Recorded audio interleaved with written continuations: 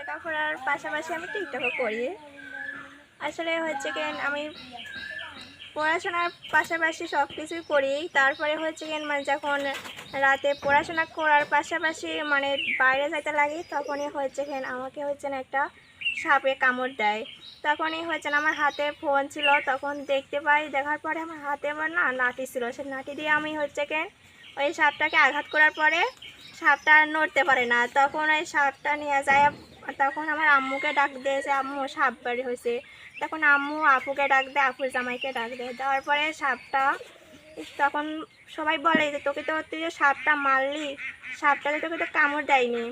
আমি বারবার বলতেছি না আম্মু আমাকে সাপ তো মনে হয় কামড় দেয়নি।